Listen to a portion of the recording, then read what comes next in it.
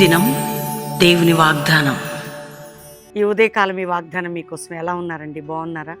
ప్రొద్దున్నే ఒకవేళ మీ సమయం ఏదైనా కావచ్చు, పొద్దున కావచ్చు, మధ్యాహ్నం కావచ్చు, మీరు ఏ దేశంలో ఉన్నా, భారతదేశం నలుమూలన ఎక్కడున్నా, నేను రోజు మీకు ఈ ఉదయకాల వాగ్దానం ఎందుకు ఇస్తానంటే, దేవుడు నిన్ను ప్రేమిస్తున్నాడు.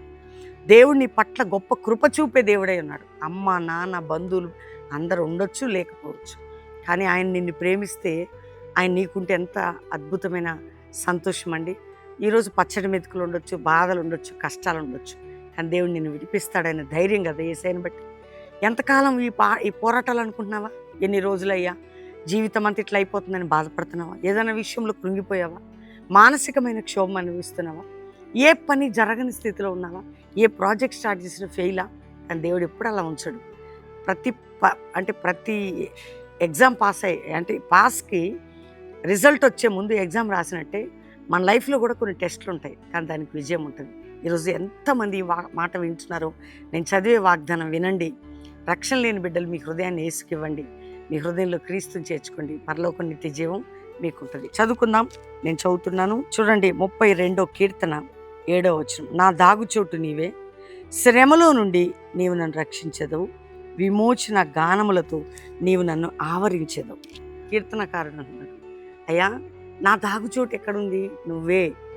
ఎవరి దగ్గర నేను దాక్కోలేను. కష్టమైన, దుఃఖమైన, శ్రమైన, ఇరుకైన, ఇబ్బంది అయినా నా దాగుచోటు నువ్వే. నీ దాగుచోటు ఎవరు? ఉద్యోగమా, వ్యాపారమా, పిల్లల, మనుషులు కదండి. కొన్నిసార్లు మన అండ కొండ బండ, మన ధైర్యం, నా పిల్లలు, నా భర్త, నా భార్య కాదు. నీ దాగుచోటు దేవుడే. మనందరి దాక్కోవటానికి ఎందులోనైనా, ఎందుకంటే ఆయన రెక్కల క్రింద ఉన్న సురక్షిత ఎక్కడ ఉండదు. కాబట్టి ఆయన అనుభవించింది రాస్తున్నాడు. కాబట్టి నువ్వు కూడా, నాకు కూడా, మనందరికి కూడా ఈ అనుభవాలు ఉండాలి. కాబట్టి శ్రమలో నుండి నిన్ను రక్షించి విమోచన గానములతో నింపేదని ఈరోజు వాగ్దానం వింటున్నావా?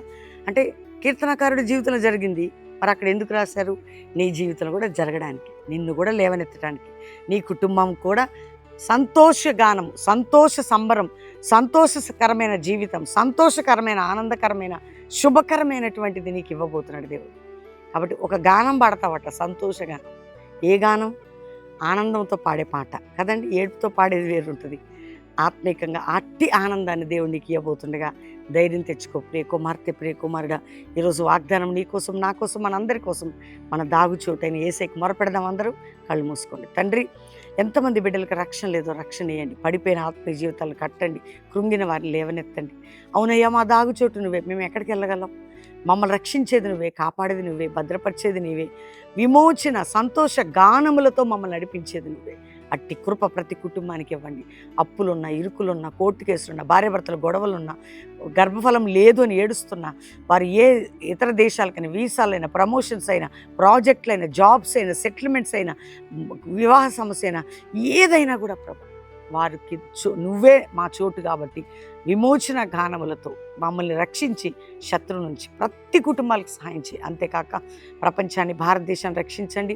ముఖ్యంగా వరదలు, వంపులు, ఎక్కడెక్కడే ఇబ్బందులు ఉన్న ప్రజలను కాపాడండి. మా దైవజనులకి మంచి ఆరోగ్యాలు ఇవ్వండి. ఏ సేవకులు సిక్కు, మంచాల మీద బెడ్ రీడన్ హాస్పిటల్లో వారిని ముట్టి బాగు చేయండి. సేవకుల్ని, సేవకురాల్ని, వారి బిడ్డల్ని, సంఘాలని భద్రపరచండి. కల్వరి మినిస్ట్రీ మీద నీ సన్నిధిని కృప తోడుగుంచండి. మ్యారేజ్ డే, బర్త్డే జరుపుకుంటున్న వారిని ఆశీర్వదిస్తూ ఈ సంవత్సరం అంతా నీ కృప దయాకిరీటం వారితో ఉంచి వారిని ఆశీర్వదించండి. ప్రభు, ఒక జాషువా జనరేషన్ అపోస్తుల మినిస్ట్రీ రేజ్ చేయండి. ఈ దినాల్లో సంఘాలన్నీ పునర్నిర్మాణం కావాలి. నీ గొప్ప రాజ్యం కట్టబడాలి. మమ్మల్ని, మా కుటుంబాలని, మా సంఘాలని మరొకసారి నీ బిడ్డలందరినీ చేతికి అప్పగించుకుంటూ యేసుక్రీస్తు నామములో అడుగుచున్నాం తండ్రి, ఆమెన్. దేవుని బిడ్డలారా, ఈ ప్రార్థనలో ఎంతమంది ఏకీభవించారో వాగ్దానం లైక్ చేసి షేర్ చేయండి. తప్పకుండా దేవుడు నిన్ను సంతోషం, విమోచన గానముతో నింపబోతున్నాడు. అద్భుతంగా లైక్ చేసి షేర్ చేయండి. నా వేదనలోనే పాట ఒక చిన్న క్లిప్ పెట్టాం, చూడండి. ఆగస్టు 16 రాత్రి 9 గంటలకు ఆ పాట రిలీజ్ కాబోతుంది. మరి ఎన్నో మన యొక్క పాటలు చాలా ఉంటున్నాయి మన యూట్యూబ్ ఛానల్లో, చూడండి. 2, 7, 8, 9 బెల్లంపల్లికి 3 దిన ఉజ్జీవ సభలు. కుటుంబాలుగా రండి. ఆత్మీకంగా, మానసికంగా బలం పొంది మీరు ఆశీర్వదించబడుదురు. కానీ 3 దిన ఉజ్జీవ సభలకి దేవుడు మిమ్మల్ని ప్రేమతో, పరిశుద్ధాత్మ దేవుడు ఆత్మబలముతో ఆశీర్వదించాలని దీవించాలని. మరి Friday evening, Saturday morning, evening, Sunday అక్కడ ఆయిల్ అనటింగ్ సర్వీస్ కూడా ఉంటుంది. బిడ్డలందరూ పాలు పొందండి. మూడవదిగా దేవుని బిడ్డలారా, Bible college 1 year Telugu medium Bible college Bellampalli, English medium 1 year Bible college Calvary promise. సిద్ధపడండి, ప్రార్థించండి. మరి రండి, బెల్లంపల్లికి వచ్చేసేయండి. దేవుని బిడ్డలారా, 14, 15, 16 3 దినాలు కల్వరి ప్రామిస్ అండ్ హైదరాబాద్లో 3 దిన సభలు. 15 యవ్వనస్తుల ఉజ్జీవ కూడిక, యంగ్ బాయ్స్, యంగ్ గర్ల్స్, యవ్వన కుటుంబాలు కదిలి రండి. 15 పొద్దున 10 నుంచి 2 కల్వరి ప్రామిస్ అండ్ హైదరాబాద్లో, బెల్లంపల్లిలో కూడా ఉంటుంది. ప్రామిస్ అండ్ స్పెషల్ మీటింగ్ ఉంటుంది, పాలు పొందండి. మూడవదిగా ఆగస్టు 27 ఉదయం 7 గంటలకి 50 దినాల ప్రార్థన ప్రారంభ సభ. బెల్లంపల్లికి రండి, సిద్ధపడండి. అద్భుతంగా 14 సంవత్సరం నుండి 50 దినాల ఉపవాసాలు శక్తివంతంగా దేవుడు చేయబోతున్నాడు. దేవుడు మీ అందరిని దీవించును గాక. ప్రైజ్.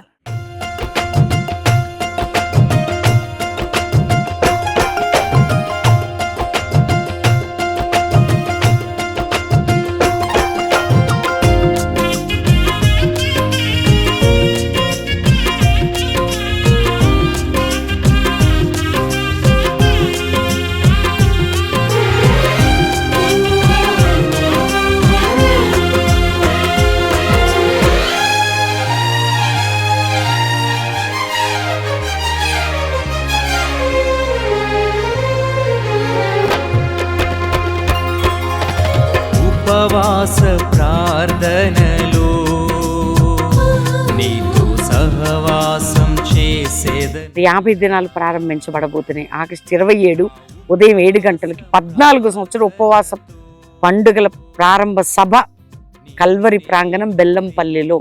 కాబట్టి అద్భుతంగా 50 డేస్, ఆ 27 ఆగస్టు నుంచి అక్టోబర్ 15 వరకు జరగబోతున్నాయి. మీరు కూడా పాలు పొందండి, చక్కటి దీవెనలు పొందబోతున్నారు. ఉపవాసం చేసేదనయ్యా, నా ఉపవాస ప్రార్థనతో నిన్ను నే